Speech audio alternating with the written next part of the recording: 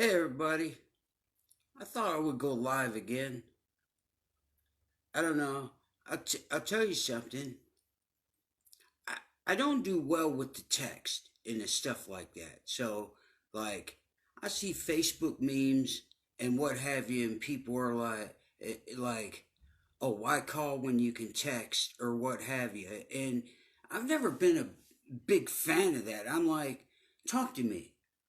I'm right here.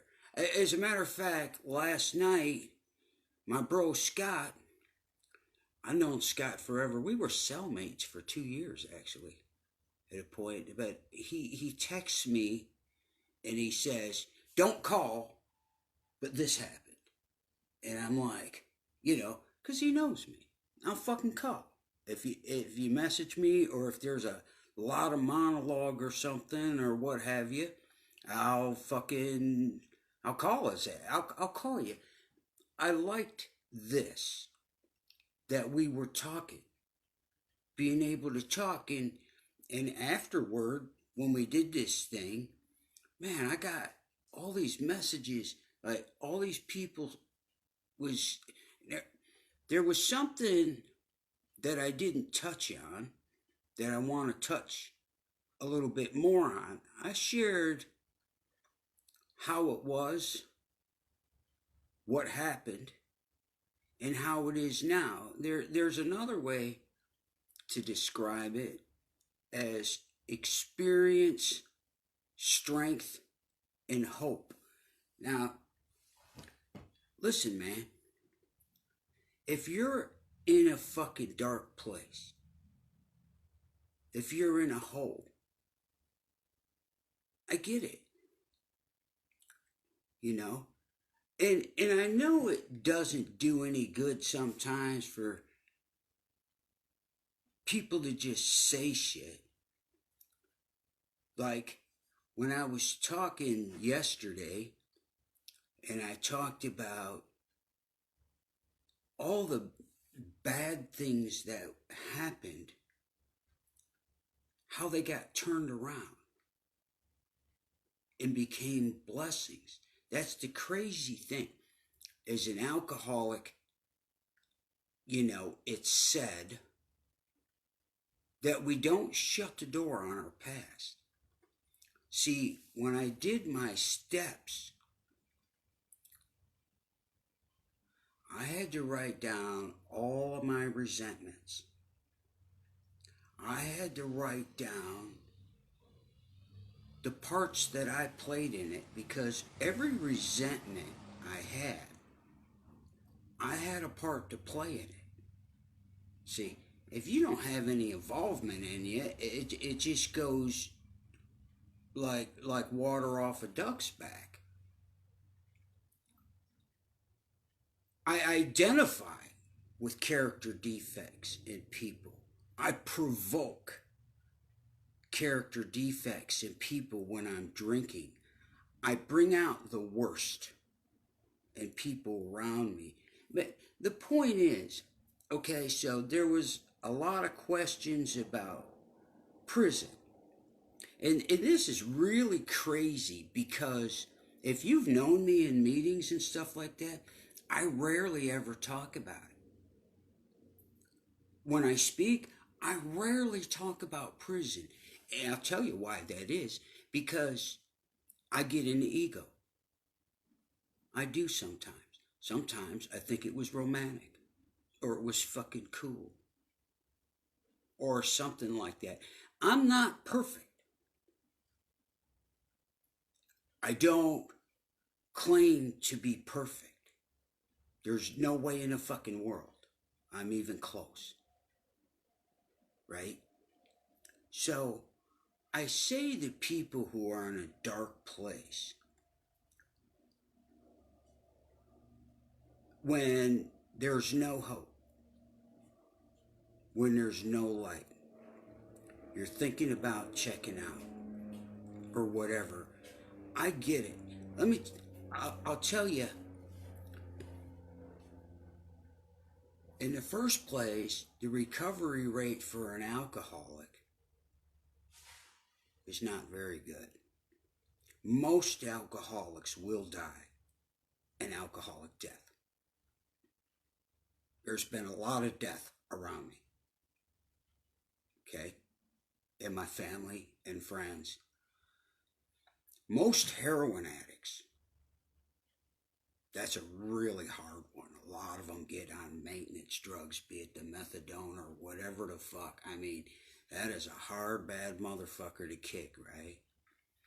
And the other thing that I had going against me was prison. Long-term prisoners, as it's called, people who had done what they consider a long-term prison is people who serve 7 years or more, have a very difficult time. There's not a lot of us long-term prisoners. They either throw a brick through a fucking window and go back, or they end up dead, or they can't cope. So when I tell my story about me and what God did, it's a miracle so many ways over I can't even describe. I get being in a dark place. I tell you. So when I talked yesterday, I talked about facing all these consequences and getting out and drinking again or using again, and how insane that was. It wasn't totally insane, see, to be honest.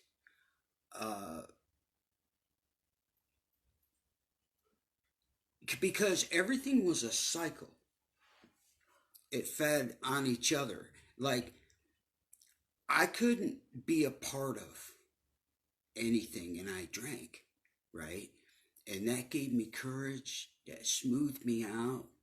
It dissipated my fear. And I could be part, and then that backfired on me. But it's my default. I have no other way. Okay? So, I guess another thing I should say when I got sober this time and it stuck was because I did something different. Was I would always go to treatment and go to meetings and try and see if I could learn how to be sober. There was a secret them fuckers were keeping. I mean, something, or they're lying. Okay? So I would always try, and I was down. You know, I was willing. I had some willingness, and like if I got it, you know, I was good for it, looking for an easier, softer way. And but this time when I had got sober, I decided that I was done. Period. I was done. I'm not going to drink or use again, no matter what. So if it destroyed me, if I went totally cuckoo or whatever, it was going to happen, but I'm not going to pick up. I'm done. So with that, I had to learn a new way to live. See, I didn't put the cart before the horse this time. I didn't make an attempt to get sober. I decided I was going to be sober. Then I reached out. So anyway, black holes and hardships. I went to prison when I was 19, and I did a considerable amount of time on my first bit. I'll never forget my mom. My mom came and picked me up from the state prison of Southern Michigan in Jackson. All you, my Detroit family and friends, you know where I'm talking about. I'll never forget when she came to pick me up. See, people in society, they take so many things for granted. There's like so many things and facets in life that they just take for granted. I have a hard time still with some things. I got a code word with Linda, and others I say rocket science. That's what I say. So anyway, Like when I went into a McDonald's, after I was out a little while and I went into a McDonald's with my aunt, and man, I'm like seeing these ones and twos and threes, and I don't know what the fuck is what. And I'm like, okay, give me a number one. And they give me a number one, and they hand me a cup. And I'm standing there looking at it, and I'm like, what the fuck is this? Like, you know, I don't know what to do. They just gave me an empty cup. There's nothing in it. Now I didn't know you got to go get your own shit. I mean, things had changed. My my mom came and picked me up from Jackson, and I remember getting in her car, and oh my god, I was fucking terrified. I mean, I hadn't been in a car in over a half a decade. I was like, it was low to the ground. We were going fast. It was fucking crazy. I was white knuckling. I'm like, oh my God, slow down. And I just got assaulted and overwhelmed. I see airplanes. Most prisons, high security prisons, have no fly zones. I see fucking airplanes and whirly floppers, and I'm seeing trees and green grass and fucking cars everywhere and people and honking and yelling and lights and trucks. And I was like, I seen a mail vehicle when I went to prison. They were in Jeeps, man. I seen a mail vehicle look like some aerodynamic space age shit. And I'm like, what the fuck is that? So my mom picks me up, and I'm fit to be tied, man. I'm white knuckling it in the car. And she's like, are you hungry? And I'm like, no, you know. And she said, well, I'm going to stop at a Taco Bell because I need to get something. I didn't have breakfast. I left really early this morning. I'm like, I can't eat, man. So my mom goes on I-94 outside of Jackson. There's the big truck stop area or what have you, used to be. And that had, your gas and AM, PM and Taco Bell and all these things there. And so my mom, and she needed gas. So she pulls up to the gas thing and she says, I'll go in and pay and you pump it. I'm telling you again, when I went to prison, you pull up and you say, fill her up. I got out of the car and I'm looking at this gas pump with blinks and it had a little fucking TV on it and all this stuff. And I'm baffled. I don't know what to do. And this douchebag behind us, he's beeping like, hey, you fucking idiot. You know what I mean? There's a line here. And I'm standing there and I start shaking. And I start crying. And my mom comes out and she goes, oh my God. Oh my God. Get in a car. And I got in a car. And also there was an incident when she said, do you want to hear some music? And she had a CD. I'm like, what the fuck is this thing? Like, it looked like a record. I don't know. And people are texting and people are, with you got to push the number 2 or 3 times and they got their own language and people are getting on computers and things. And I'm like, I just remembered I broke down and I'm like, I'm not going to fucking make it. I'm not going to make it out here. The world went on and left me behind. So what's my default? I needed a drink or I needed a shot of dope just as soon as I possibly could get it, no matter what the risk. One, I was going back anyway, I guess, because so it wasn't complete insanity all the time, just self-destructive behavior. There was a reasoning to it. sometimes. So I guess my point being with experience, strength, and hope is there's hope, man. There's always hope because I know it doesn't look like it. I know I have some friends. You're losing your house. Your wife or your husband's gone. You lost your job. You're in debt. You're in bad health. I I understand the dark place.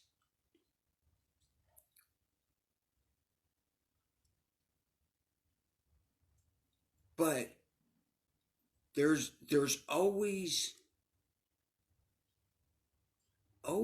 hope, even if you can't see it.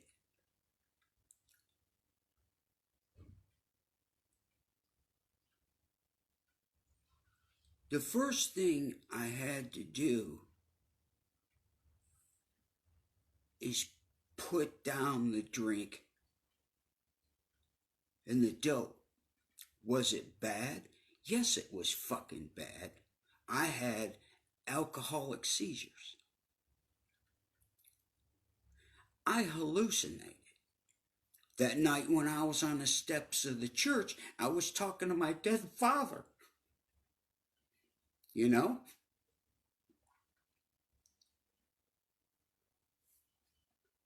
Talking to myself, talking to ghosts out of my mind.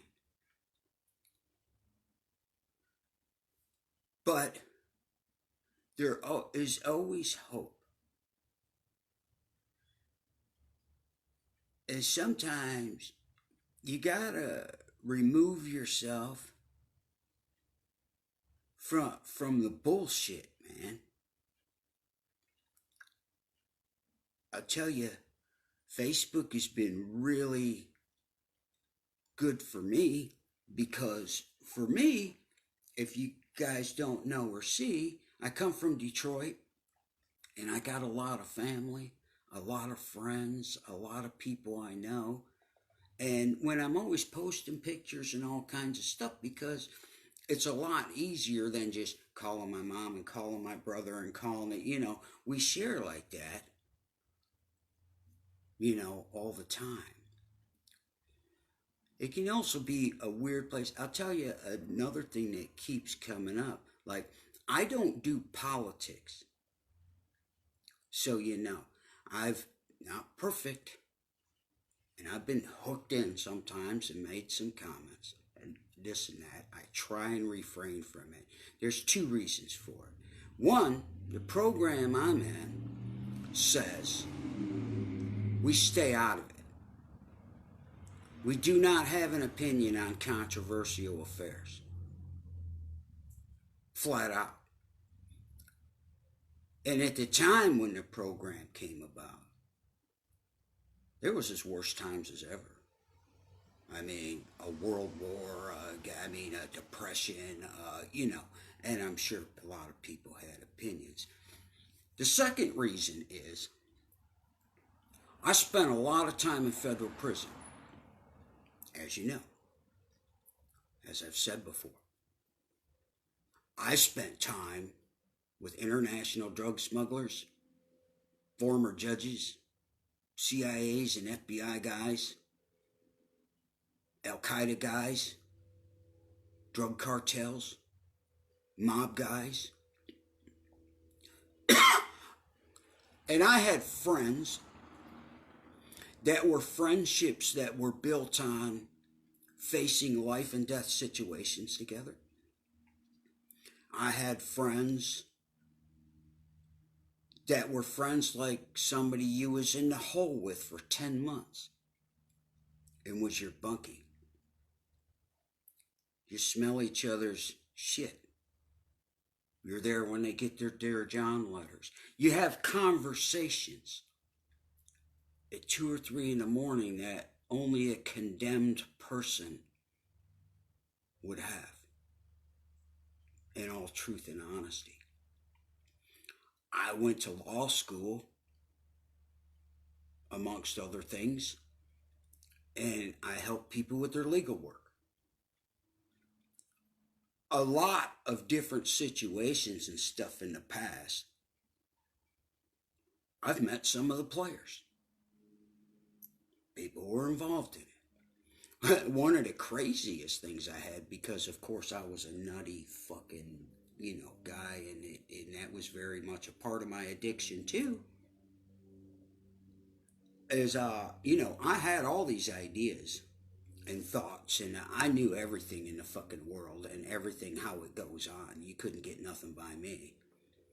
And meeting some of these people and studying some of the transcripts and talking with them, and when I discovered that it fucking wasn't what that was at all. I mean, like, some of the biggest conspiracies in the world may have been some senator was banging somebody's fucking wife and was trying to cover it up, and now you got a change in the global economy, and all the conspiracy theorists. I don't know. I don't. I don't get involved in it. It's not fucking healthy for me. It's not cool. I know better than a lot of stuff I hear is saying. I've talked a little bit about my federal incarceration and this and that. And I know enough. I know how they work. I've seen it. I was part of it. I felt it from the inside. I met a great many influential people and befriended them. So I hear people say some of the fucking wildest, craziest shit I ever done heard. And I'm like, I don't know. But for me, I bring that up too, because for me, being Mr. Vigilante and all this type of business or what have you, I, that was part of my addiction and my character defects as well. See, I acted out.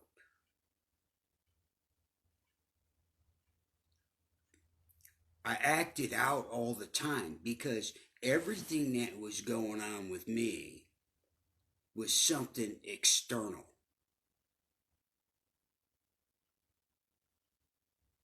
You know? So, anyway, some people asked me about that, were asking me about prison and prison stories. Again, I feel weird talking about it now. I never really talk about that part of it. I just try and keep it to an experience and strength and hope. But I also have so many family members and friends and people who really didn't know what happened or what went on. How things transpired or came about, because nobody really talked about it like when I got out. So, and that was the other weird thing, man.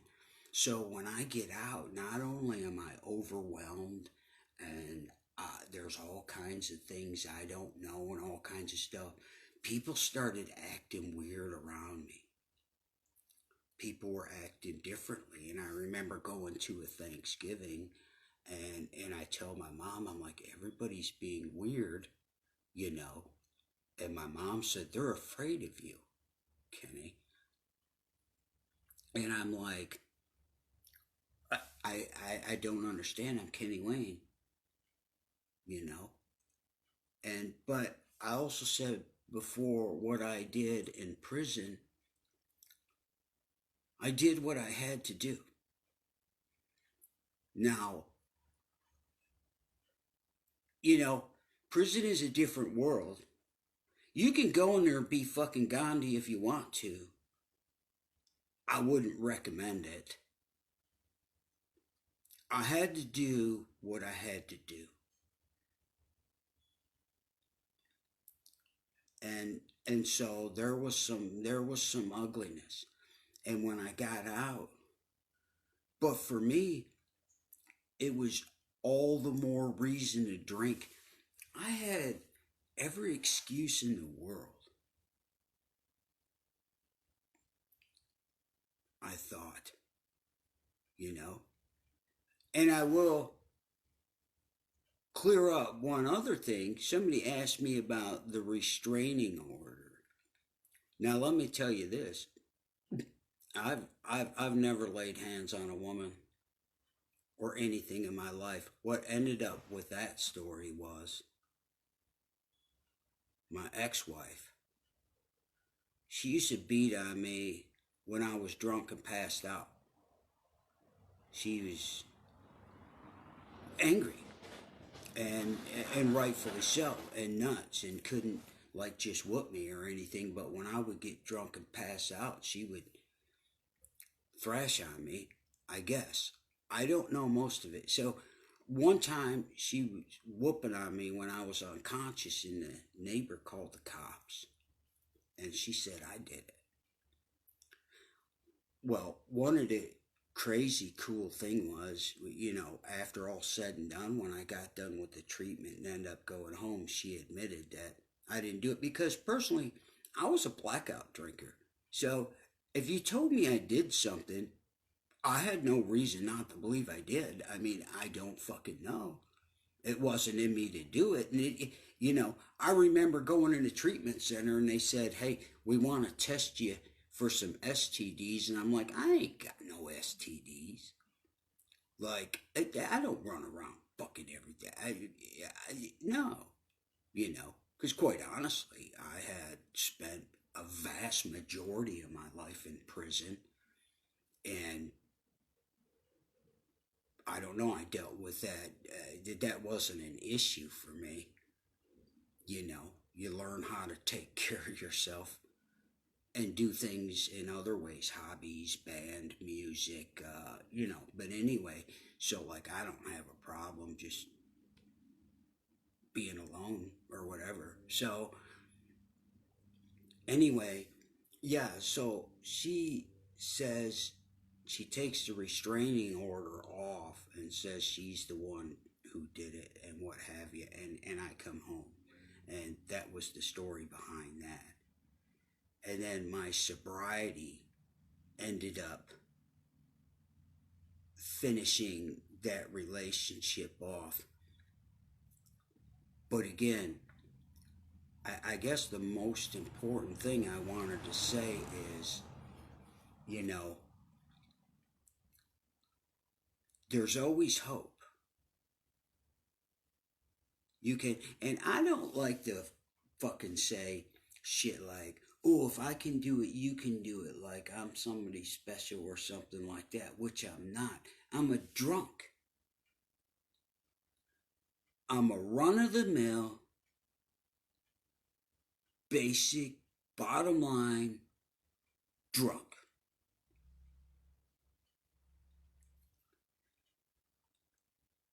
Nothing special there. And people's bottoms look different. And that part of it doesn't matter. When you're spiritually bankrupt, you're spiritually bankrupt. And again, but I will say, because I said yesterday, the most important thing is, and it's hard for somebody wanting to get sober, that because you can't see it. But everything that befell me, or I did to myself, everything that bad that happened in my life, every horrible experience, everything that happened that looked like the world was closing in and my friends were leaving, and all these things that happened, they all got turned around. Again, we say in the program, we don't shut the door on our past. What I did is I cleaned my side of the street. And some of you know this very well. I made amends to people that I knew about. I did a lot of stuff blacked out. A lot of stuff's blurry, and if I missed an apology or an amends, I'm sorry. Hit me up and you'll get it. Uh, I cleaned up my side of the street. We like to say we're only as sick as our secrets. So here was the problem with alcoholism. I'm thinking it's got to do with drinking. It seems like it has something to do with drinking or drug use. The fact of the matter is, drinking wasn't my problem. Drinking was my solution. My problem was Kenny. Now, I don't care if it's drinking or if it's heroin or, some people do it with sex. Some people do it with gambling. Some people do it with overeating. I don't get into the AA-NA arguments. I don't get into that. None of it. It's the same thing. The problem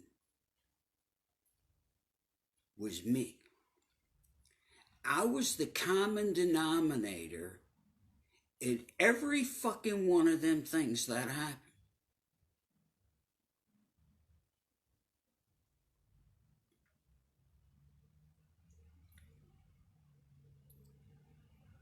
So, I was also, like, my mom used to tell me, you know what, you got some bad friends. You're hanging out with the wrong people. The thing is, you don't choose your friends. Water reaches its own level. Okay? Kind attracts kind. I can't say, well, you know what? I think I'm going to be some highfalutin motherfucker, and I'm going to go up to Beverly Hills, and I'm going to hang out with Biff and Buffy, and go in there and be like, hey, what's going on today? Is Dad on the golf course? And they're going to be like, hey, dude, get the fuck out of here. Who the fuck are you? We're going to call security. That's not my crowd. You don't pick your friends. You attract your friends.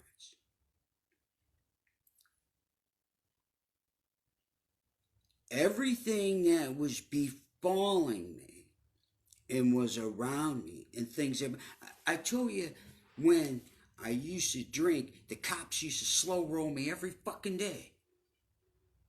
You know what? I've been sober going on 7 years, and not one fucking cop has looked at me twice. Not a one. These circumstances and instances and bad luck stopped.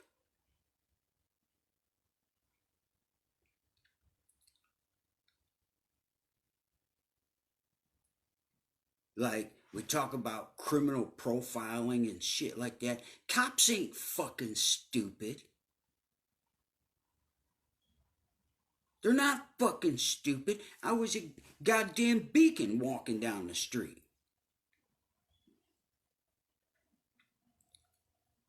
Everything that was going on around me, it was an inside job. It had nothing to do with them.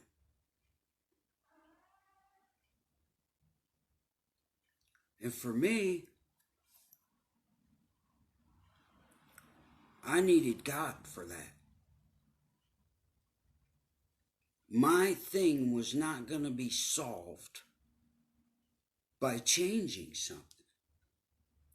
I had my addiction in prison. I had my addiction out of prison. I had my addiction with this wife and with that wife. I had my addiction when I had a job. I had it when I didn't have a job.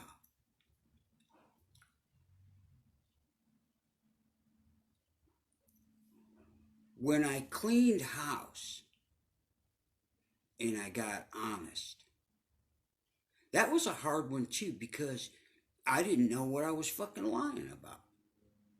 Because overall, I consider myself a pretty honest person, even in prison, even in my addictions. I didn't fucking steal from nobody. I stole a bike lock from Toys R Us when I was a kid and felt guilty and turned myself in. I mean, I wasn't a thief like that.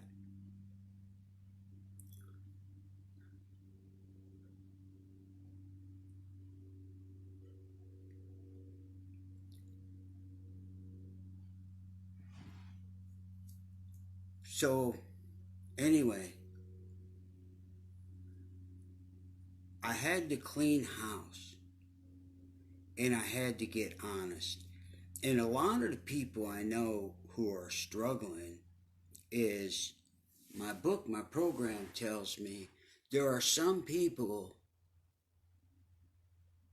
that won't get it. They won't get sober. They won't get clean because they're constitutionally incapable of being honest with themselves. It's not about being honest with this guy or that guy or this guy. It was, and it happened in a process. It wasn't something that you could learn. I'll tell you this, I've read thousands of books. Thousands, literally. I'm not throwing that word around loosely. I spent a lot of motherfucking time in prison. I read books. And sometimes prison libraries weren't the most best equipped libraries in the world, and you read whatever was available. I read lots of good books, and people sent me books. I also read fucking textbooks, encyclopedias, thousands of books. Sometimes a book a day. Sometimes I go to the hole for like 10 months at a time, and I might read 2 books a day, every day. Okay? I went to college when I was in prison before they cut it out. 4.0. Took my GED, aced it, 4.0 in college. Political science, business law, fucking. I have 4 different majors. It wasn't an educational problem. It wasn't something you could just learn. As a matter of fact, if you're an alcoholic like me, and your thoughts are conspiring to kill you, the smarter you are, the worse it is.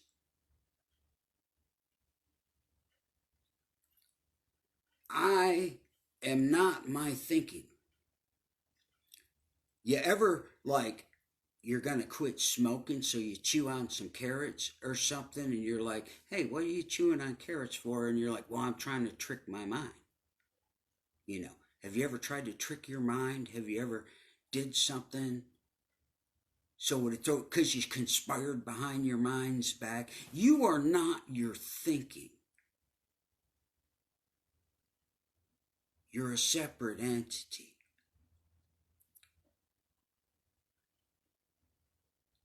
And my thinker is not working right. So it wasn't a matter of education. It wasn't a matter of self-will at all.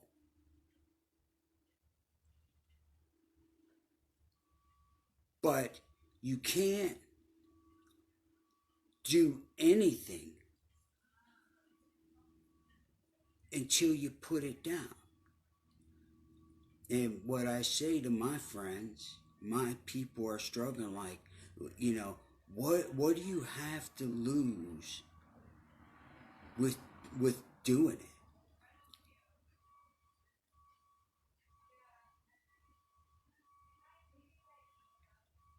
Put this shit down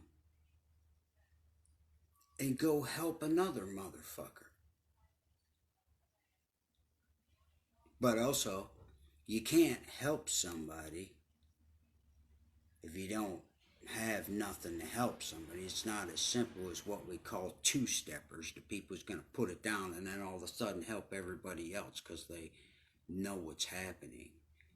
You have to take the time to go through the steps, to go through the process. That was another trick thing about the journey in sobriety.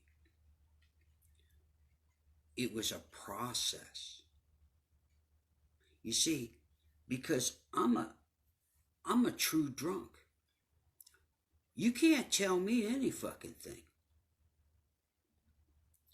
I'll buck authority. I don't want to hear what you're fucking saying. You know why in our book they say these are offered as suggestions. Because if you tell an alcoholic he has to do something, he's not going to do it. There's no surefire way to get an alcoholic not to do something but to tell him that he has to do it. I buck authority and I buck fucking direction what people are telling me by nature.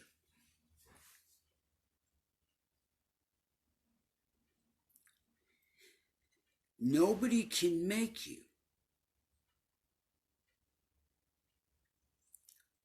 And it's a process. There is no easy way around it.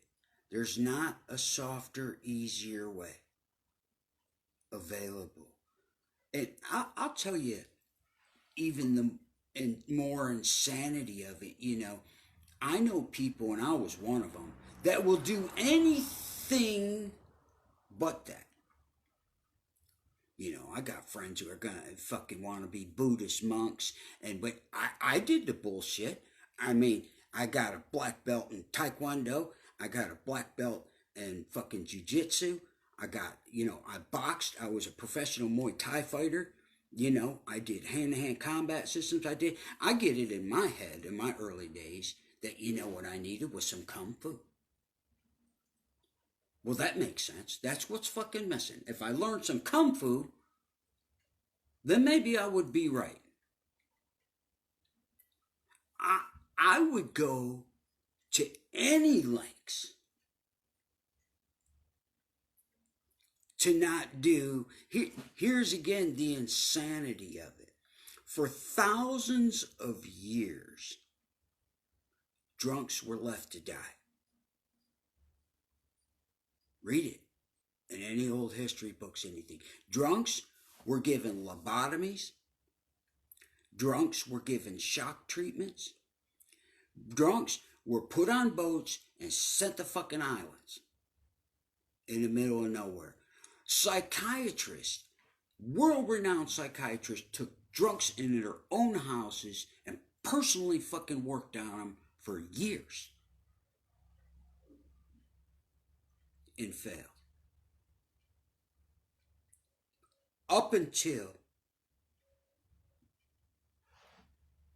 this past century, there was no hope. If you're drunk, you're gonna fucking die. Or you're going to a mental institution, or you're going to prison. That's that. So, at one point, these two motherfuckers figured something out. Hey, it had nothing to do with the drinking. It was a disease of the thinking.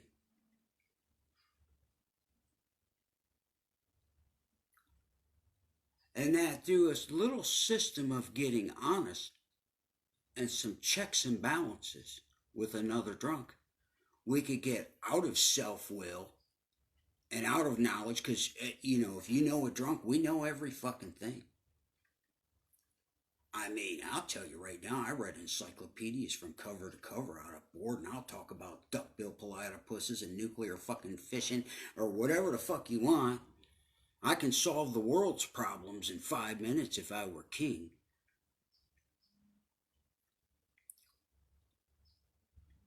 It was a spiritual malady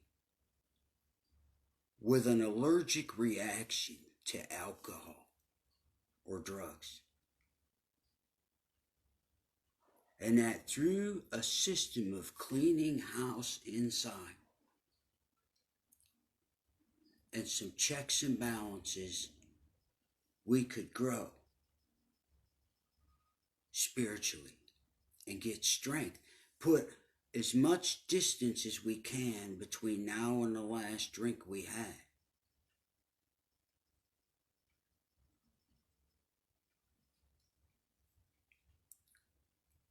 And you know, I know people now, the lengths they will go through to do anything but that.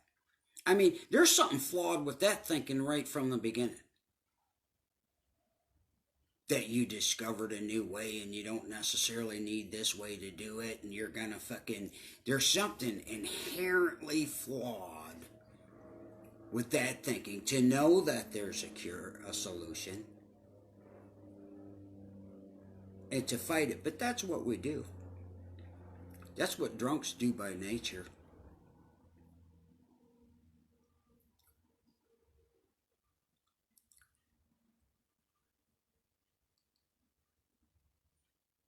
So, I do say though, it's not hopeless. It's never hopeless. If you think the world's closing in on you, your health is bad, your marriage is gone, your kids ain't talking to you,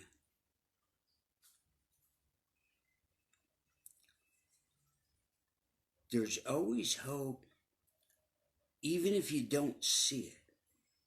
You don't have to see it. You don't have to trust in it. You don't have to do any of that. You know what?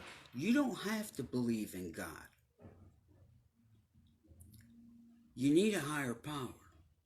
Because apparently the way we're fucking doing it ain't working out very well. How's it working out for you, we like to say. So, I say, if you ain't got one, you can borrow mine. I'll give you mine.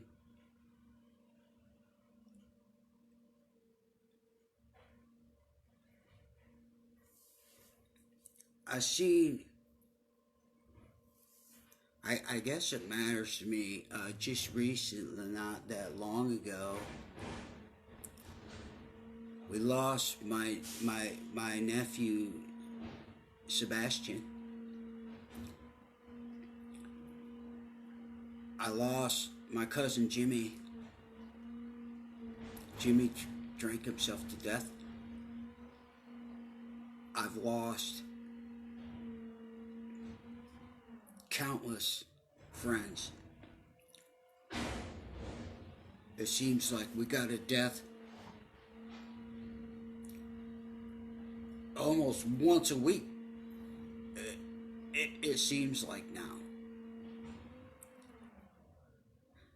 And I seen people go out who had 15 years, 20 years, or to 30 years, especially like with all this fucking crazy business going on right now. I mean, it's so terribly hard on a drunk. Like, what happens when you don't have no meetings for a while and stuff? It's just, this again is why I make a relationship with my higher power. Because there'll be times when you will be alone. And you have to be okay. You see, growing up in fear, growing up and not fitting in and just wanting to be part of, you know, I don't regret everything that's happened. Because it was a process that brought me around full circle to where today I don't have any fear. I don't have any regrets.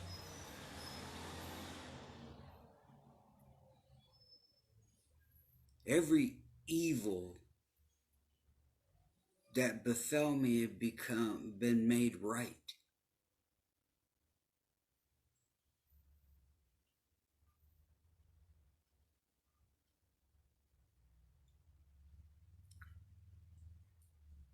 And the the the hard thing is I can't just save somebody because nobody could save me. No, Tom, I don't have any regrets. I've made amends. I cleaned up my side of the street, and I can't change the past. I can continue to help people. And it's my experiences that have given me the ability to do that. It didn't come out of a textbook. But I can't do it for nobody.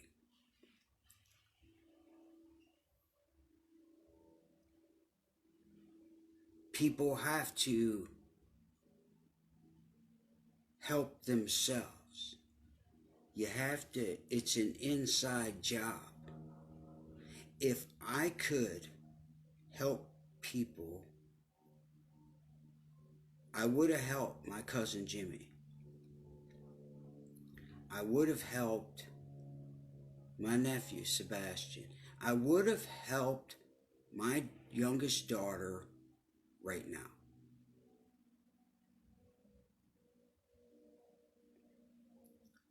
I can't do it. I don't get to choose who God puts in my life to help.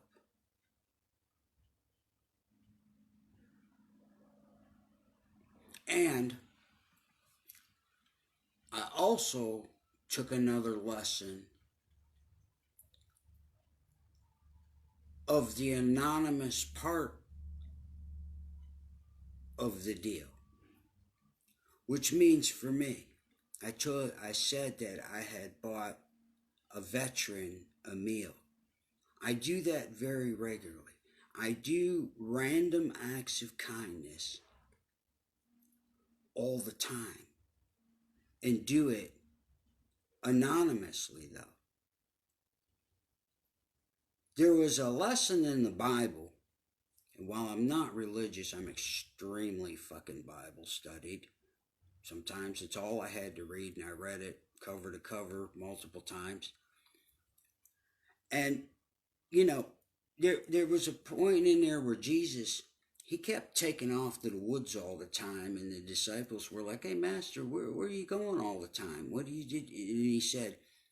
And he said, "Don't worry about it." And they're like, "No, man, why do you keep taking off all the time?" And he's like, "I'm going to pray." And they're like, "Well, what is this shit you're talking about? What do you mean you're going to pray?" And he said, "Look, they said, tell us how to do it." And he said, "When you pray, pray in secret." He said, "Don't pray as the hypocrites do for other people to see them because they have their reward. But when you pray in secret without somebody knowing, God rewards you for the people to see it."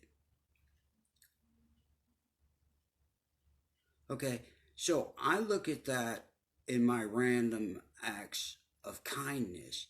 I don't, do you wait for the people looking till you put the tip in the tip jar? What if you go to put a tip in the jar and nobody sees it? You ever feel the inclination to make it so, or make them, let them know that you did it? Why? God saw it. So, again, when you go to give some money to some homeless, or help somebody, do you put it on Facebook? No. There, there, there's the spiritual, there's the physical. If you go to help somebody, to make it a point you're helping somebody for other people to see it, you'll have your reward. Most people won't give much of a fuck about it, really. They'll be like, oh, wow, you're a super fucking nice guy. Not really. I don't know. But if you're taking care of your biz, where maybe nobody sees it, if you wanted to help out a homeless guy, maybe put a little money somewhere where he finds it and thinks it's his fucking lucky day. And don't tell nobody.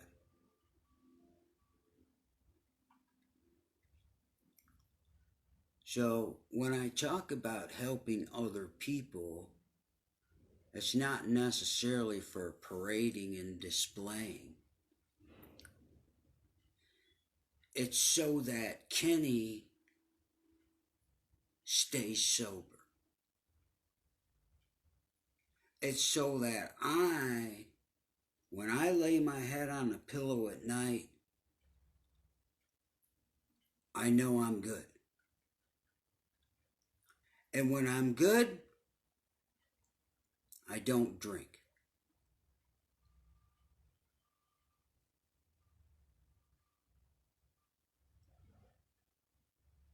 So, I don't know. I just wanted to share a little bit more with you guys.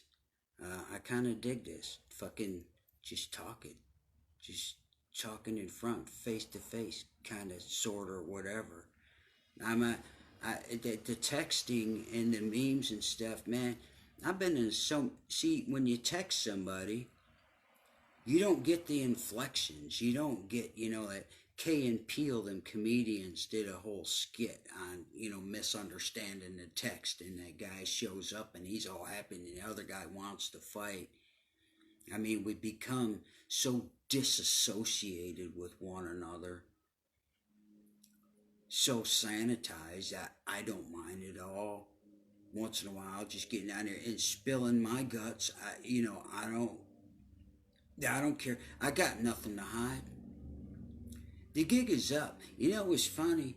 When I was there, was shitting my pants and dying and bloody and yellow and and jacked up, and I was telling the people I still wanted to go to a highfalutin treatment center or what have you. The delusions, the the image I was putting up, and it was funny because everybody knew it and everybody seen it. At the end, I was only fooling myself. I wasn't fooling anybody. The hardest thing for an alcoholic to do is to step up and say, confess, hey, I'm an alcoholic. Well, guess what? Everybody already fucking knew it. Apparently, I didn't get the memo.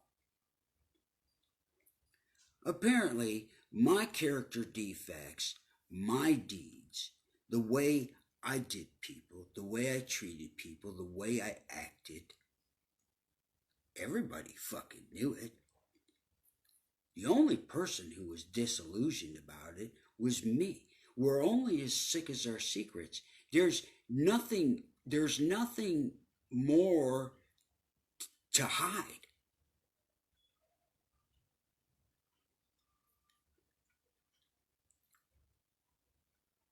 So, anyway, here's Junior.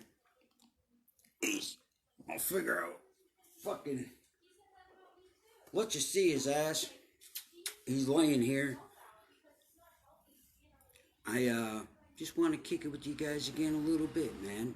I love you.